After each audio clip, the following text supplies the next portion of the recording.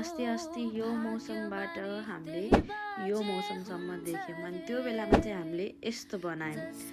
मोमो बनाउने फुल रेसिपी चाहिँ म आज भन्दैछु। अनि हामीले चाहिँ भेज बनाएको थियौँ र चिकन बनाएको थियौँ। यो चाहिँ अचार भयो। यसमा चाहिँ टमाटर, धनियाँ, टिमुर, तिल, बदाम, नुन इच एन्ड एभ्री कुरा राखेर चाहिँ हामीले अचार बनाएको थियौँ। ल केटाहरूले काम गर्ने पारा र केटीले गर्ने पारा सबैजनाले हेरौँ। केटाहरूले एक दिन काम गर्न पाएन, एकछिन काम गर्न पाएन, काम बिगारिहाल्छन् होइन के खास हो। अनि यो चाहिँ हामीले 2 केजी जस्तो किमा ल्याएको थियौँ चिकनको। अनि प्याज लियौँ यस्तै गरेर। अनि आफूलाई कस्तो कस्तो स्लाइस मनपर्छ त्यस्तै खालेको मसिनो काट्ने।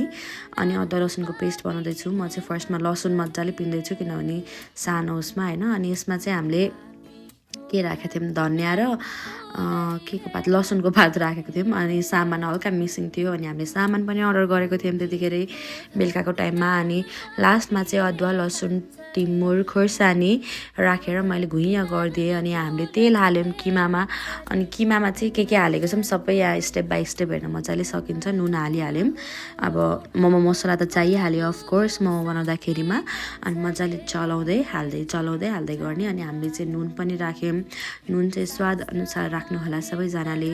अनि यो चाहिँ हामीले एकदम छिटो छिटो बनाउनु पर्ने भएको भएर चाहिँ चलाउँदै मसलाहरू हाल्दै चलाउँदै गरिरहेको थियौँ। अदुवा लसुनको हल्का 1-2वटा लसुन त्यही अड्किएछ कि डल्लो। अनि लसुनहरू हाल्यौँ, पेस्ट हाल्यौँ मजाले। अनि यो भेजमा चाहिँ हामीले के राखेको थियौँ, क्यारोटहरू जस राख्नुपर्ने सबै राखेको थियौँ। यो चाहिँ मेरो श्रीमानले बनाउनु भएको।